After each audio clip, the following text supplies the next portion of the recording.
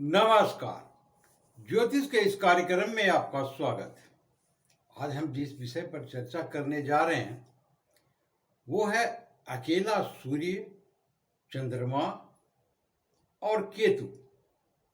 ये किसी भी जन्म कुंडली में किसी भी भाव में अकेले हो, ये किसी ग्रह के साथ न हो, किसी ग्रह की दृष्टि भी इन पर न पड़ रही हो, तो इनमें एक अद्भुत रहस्यमयी शक्तियां आ जाती है। उन जातकों जिनकी जन्म कुंडली में ये होते हैं, ये किस प्रकार के रहस्यमयी शक्तियां होती है, उन जातकों पर इसी विषय पर हम चर्चा करने जा रहे हैं। इसी विषय को हम जानने और समझने का प्रयास करते हैं।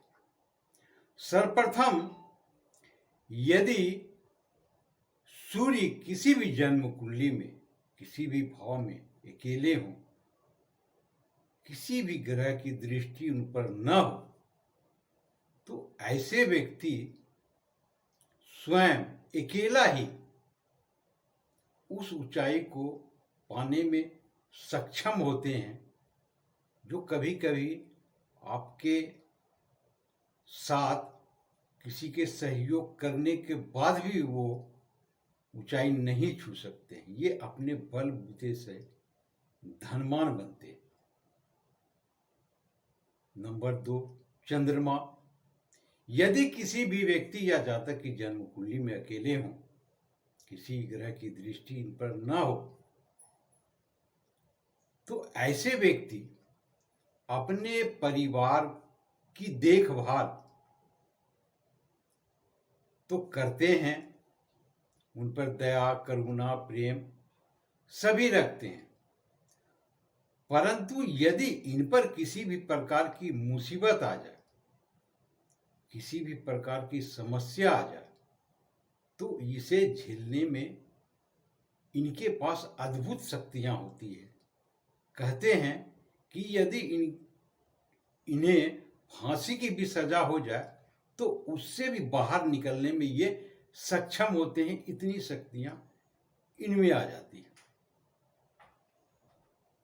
नंबर 3, केतु।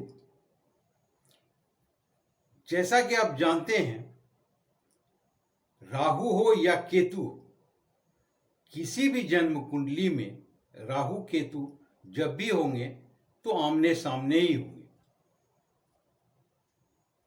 तो केतु पर राहु की दृष्टि स्वाभाविक है, परंतु कुछ नियमानुसार इसे अकेले ही माना जाता है। राहु के अलावा यदि किसी की दृष्टि पड़े केतु पर तो वो मान्य होंगे उनकी दृष्टि, परंतु राहु की दृष्टि केतु पर यहां पर नहीं माने जाते।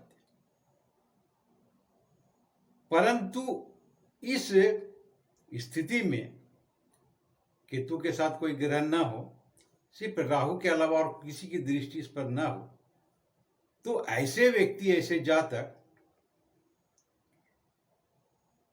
राहु के अनुसार तो चलते हैं, परंतु इनके जीवन में ये धनवान बने अथवा न बने, परंतु गरीबी कभी इनके जीवन में नहीं आती।